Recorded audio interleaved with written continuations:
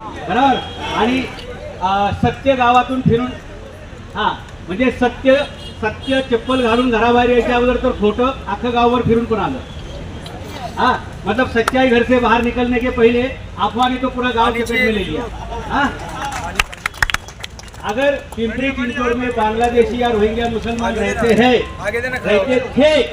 और ये आपकी ऐसा आरोप है, जानकारी है, तो उनको पकड़ने का काम पुलिस का रहता है, पालिका का नहीं.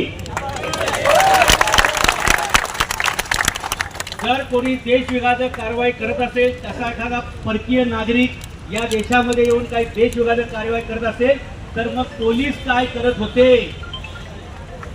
आणि जर तिथे काही असे संशयास्पद लोक होते तर पोलिसांनी त्यांना पकडले का. जर तुम्हाला तसं काय वाटत होतं पोलिसांनी कारवाई करायची होती, तुम्ही महापालिका घेऊन गेले, महापालिकेच्या माध्यमातून तुम्ही बुलडोझर चालवला आणि जिथे 80 एकर पण जास्त अतिक्रमण नाही तिथे तुम्ही 900 एकर साफ केलेले. इरादों में कुछ तो गलत बात है. इथे फक्त दाल में काला नहीं है, पूरी दाल ही काली है, पूरी दाल ही काली है. और इरादे गलत होंगे तो अंजाम भी गलत ही होगा. इरादे नेक होंगे तो अंजाम भी नेक होगा.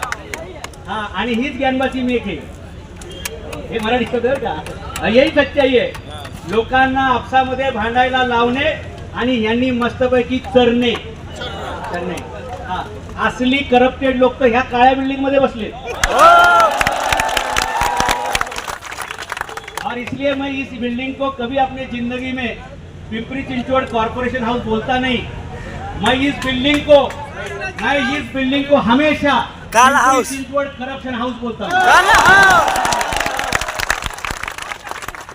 और इन लोगों ने जैसा लूटा है, याद रखना इसका अंजाम इतना भयानक होने वाला है. हमने देखा है पिछले साल श्रीलंका में जब लोग रास्ते पे उतरे तो वहां के राष्ट्रपति और प्राइम मिनिस्टर को भी भगा डाला.